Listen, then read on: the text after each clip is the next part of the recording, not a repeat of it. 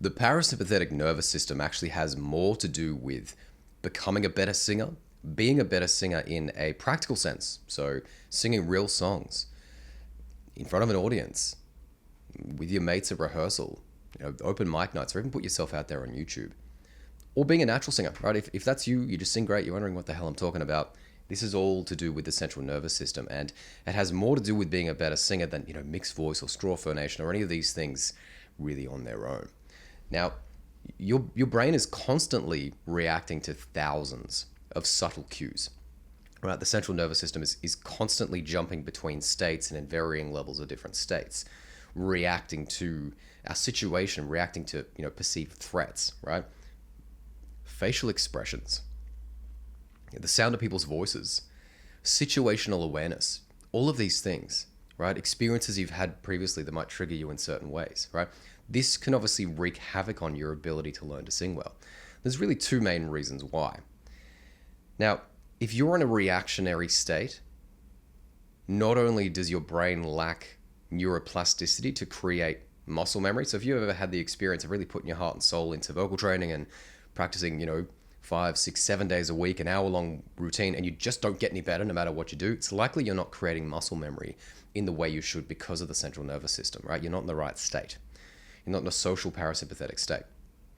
Or if you bought a vocal course, taken singing lessons, and someone's tried to get you to do exercises or sounds and you can't do them, right? I mean, how are you supposed to practice notes if you can't hit the notes, right? It's one thing to put my fingers here at an A4 on the guitar, but can you actually sing that sound to practice it in the first place, right? This is largely to do with the involuntary systems in the voice. The voice is largely involuntary, and obviously different situations, settings, the body prioritizes different systems. And if you're not in the right state, the voice doesn't function properly, right? Keeping with this analogy. Now, if you're over about the age of maybe 35, something like that, right? Definitely if you're in your 40s or past like I am. When you were a kid and you sat in a room with 20 other kids and the teacher started scrolling on the blackboard with chalk, this is actually a primitive callback to the days of cave paintings and the elder, gathering the kids around and sharing stories passed down through generations. This literally flicked a switch in your brain. Okay, we're learning from the elder here, right? Just that social setting puts your brain in a parasympathetic state. You have neuroplasticity. You're in a prime position to develop muscle memory. And this is obviously what you want when you're learning anything, especially singing. But more importantly than that, the key systems that we use in singing, such as the CT muscle, the epiglottis, if we're in a reactionary or free state, and I'll explain this in a second, these systems don't function properly, right? So this is why you've had that experience of like, man, I can't do this freaking exercise you want me to do, right? Now, if we go with this analogy of the cave paintings, right? This is a social state, right? You're with your family, you're nice and safe in the cave, there's no threats here, right? You're a sponge, your brain's a sponge, basically. Now, if you step outside the cave and you get chased by a dinosaur, right? What is your body going to prioritize, right? You're going to get the fuck out of Dodge, right? It's going to switch off all of that muscle memory stuff. It's going to switch off fine motor skills for learning things and tilting the larynx. Why do we need to do that? We just need to get the fuck away from this dinosaur, right? So your body's going to prioritize speed, strength, agility, adrenaline, all of these different things, and different systems are going to be prioritized. You're going to have a hell of a time singing beautiful high notes when you're, being chased by a dinosaur, right? Now, when we finally outrun the dinosaur, what do? We don't just start singing beautiful, high, powerful notes, right? We hide. We go into a freeze state. We hide behind a rock or a bush or something like that, right? And what kind of sound do you think our body is going to prioritize when you're hiding from a dinosaur? We're going to be really quiet because I don't know whether we lost the dinosaur or not. If you've had that experience of doing a vocal exercise and you've just got this really weak sound no matter what you do, it's likely your body is reacting to something in some way and stopping you from creating a strong projected sound, right? Now, we're not being chased by dinosaurs. We're not learning from cave paintings, and we're most likely not hiding behind rocks, right? Contrary to popular belief, there isn't actually dinosaurs in Australia, but yes, everything can kill you, and will. But we do have things like family and kids and traffic and bills. It's a really great example. You get a massive power bill that you weren't expecting. Shit. You have bodily stress to this. You have a reactionary response to this. You're not going to be like, yeah, cool, man. You're going to be like, shit, that's a massive bill. Like, why do I have a $700 power bill? What's going on? You're going to yell at the kids. Close the fridge door. This never gets resolved because you're like, okay, it's cool, it's fine, I'm going to pay it. You pay it, then you're like, man, that was my last $300 or $700 or whatever it is, right? Shit, I'm going to have to take that extra shift on the weekend. I was going to go and see that band play, and I was going to, we were going to do rehearsal with the band. I'm going to have to cancel all this stuff. You basically get this snowball of stress, and the body is reacting to this as though it were a dinosaur that you're running from or you're hiding from, right? There's no resolution to this. So at the end of a long, stressful day, you sat in traffic for an hour and a half, you got the big power bill, you paid the power bill, you realized you had to cancel your plans the weekend, you yelled at the kids, you go to your music room and practice singing and wonder why you can't sing that well. You wonder why your voice is not working properly. Or if you do kind of get through the exercises or sounds or songs, you wonder why the next day you get up and it's almost like you didn't practice. You didn't develop any muscle memory. You're not in a parasympathetic social nervous system state to have neuroplasticity, and the voice is most likely not working properly, right? Say you're practicing an A4 because you want to sing an Alice in Chains song, right? And you're practicing. Right?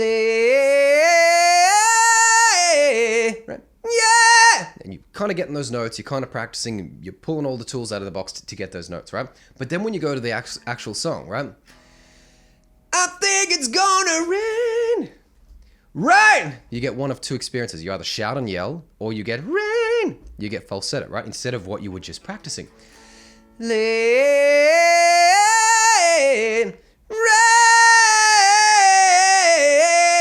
rain, oh, when I die. Right? And having those, the effortless high notes there, right?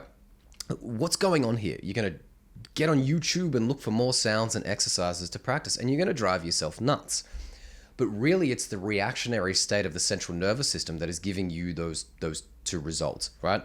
So, for example, if we go through that arpeggio there, right, and we're doing an A vowel, right, and say we get what I used to get, and we shout the note, hey, I'm obviously not going to hit the A4 there, right? That's how I used to sing. I've shared befores and afters of that, and I'd kind of be okay with hitting those notes in a practice routine or in a vocal lesson. I'd get on stage and I would just shout and then have to do things an octave down because I couldn't hit the notes. That was a really consistent thing for me. Basically being like, shit, I can't do these notes. Let's just do it an octave down. This is like the goth rock version of Creedence, right? Was just terrible. Now, the reason that's happened is because you pulled in your belly, right? Maybe you're not in a reactionary state. Maybe you're not stressed about stuff, right? You've created a bodily response and reflex. So you've gone, what's the first thing you do when someone jumps out at you? An axe-wielding maniac jumps out at you, or a dinosaur jumps out at you, or a gigantic, a snake or something like that, or a giant spider, right? You're going to be like, pulling your belly. This creates a stress response. So you've forced your body to shout because of the way you've pulled in and created that reflex, right? Instead, what we need to do, again, our social parasympathetic state. We're relaxing, right? We got the belly out. We got the ribs out. Right? Again, our voice has functioned properly, and I've been able to tilt that larynx, but get that epiglottis in there to get a bit of that twang in there. And this has completely changed my state. Now, if you've got the weaker one, obviously we want to look at our vocal technique and see what's going on and how we're singing our vowels, all that kind of stuff. However, what's most likely happened is that your body's in a freeze state. You're hiding from the dinosaur. Okay, we're hiding from the dinosaur here. Don't make any loud sounds, right? Now, there's a bunch of different reasons why this happens. And a lot of the time it's not related to singing. When people take singing lessons, it's not like you fill out a quiz saying, what were your childhood traumas? What's your cultural background? What are your beliefs? What were your father's beliefs? What were your father's beliefs? These things are all important. These things play into your central nervous system and your state and your generational trauma, if you want to call it that. Basically, the things that you've learned from your parents, and the things you've learned from the experiences you've had, things you've learned from your experiences taking singing lessons and not being able to hit high notes. This is all in there. It's embarrassing not hitting high notes, right? So, and your body doesn't want to be embarrassed, so you kind of hide from the embarrassment, right? And then you've got the weak voice. The sympathetic nervous system, the autonomic nervous system, actually has more to do with becoming a better singer than you've probably realized up to this point. This has been a massive realization for me in the experience that I've had. Not just the extended experience I had learning how to sing and struggling for such a long time, but also YouTube, right? Why can I sing so great and then I put a camera up in front of me and I'm like, ugh! Right? It's exactly this state, right? Some people, you can tell, people just release all kinds of content and they're doing all kinds of stuff out there. They might not even sing that well, but they're releasing content all the time, right? And here I am having a panic attack in the corner, right? This massive realization has really changed my life. It's changed my voice, and it's really changed the way that I teach singing, because I've come to realize that it's not about, like, techniques are just there to really support the fundamentals of how your voice works. It's not necessarily about vocal technique. I feel like people get in this loop where singing is no longer about singing, Alice in Chains songs. It becomes about mixed voice. It becomes about vocal technique, and they don't even know what these things are. Any nebulous thing that you ever heard about singing, right? There is actually a deeper level to this, right? And there is actually a deeper level to why you're struggling with it, and yet the next guy, or the guy you're learning from, just sings fucking awesome. Just say, it's easy, it's great, man. You'll be great like me if you just do these 5 sounds, right? And then you do the 5 sounds and you're really not that great, right? And then you kind of realize, hang on, they don't sound that great either, right? It's partly a confidence thing. It's also the central nervous system. It's also their comfortability in front of people and whether they're in that social parasympathetic state, right? Now, the voice can be broken down into 3 systems. So basically, the central nervous system and innovation are linked. These involuntary systems are the voice. So when I'm singing that high stuff there, right?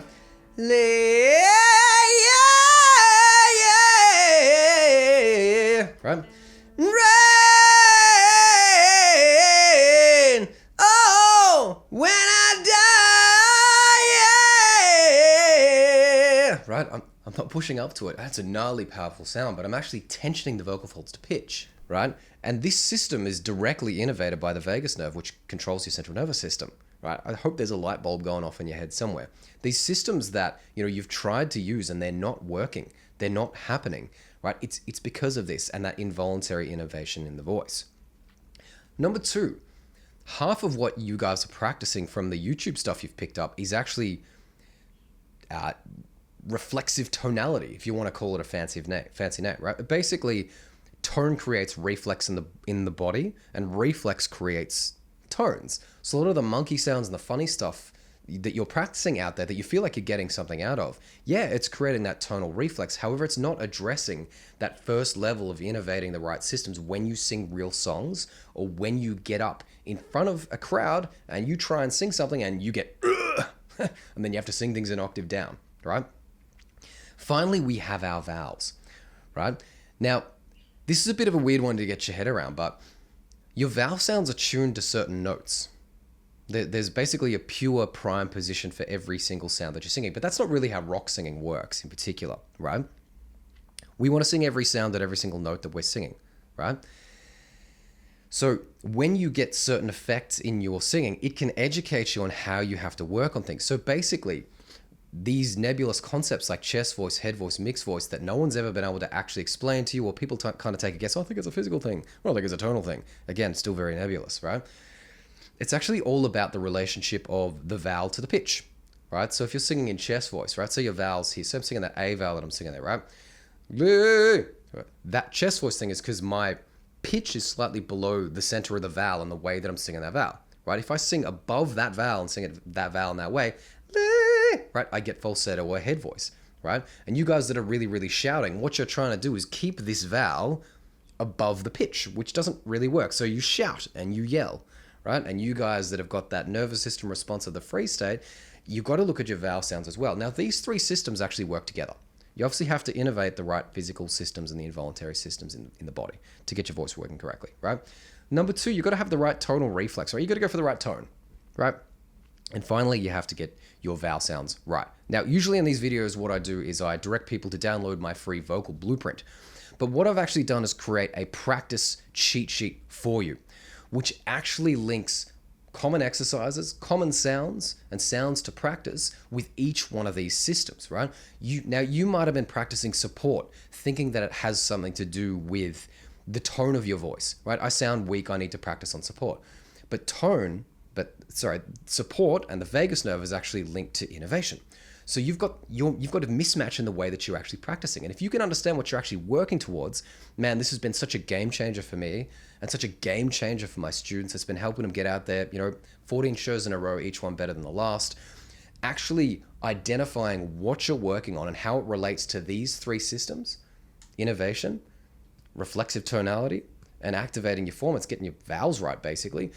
Shows you where to go next, and it really shows you what's letting you down in your technique, right? Like, how many techniques are you practicing? How many exercises are you practicing? It's all to give you a better voice, right? But you don't know which one is letting you down. Maybe you're good at this, maybe you're good at this, maybe you're bad at this, whatever it is. But if you're not sure about how they're actually linked to each of these systems in the voice, you're quite literally wasting your time practicing these sounds and exercises because you don't know what to work towards.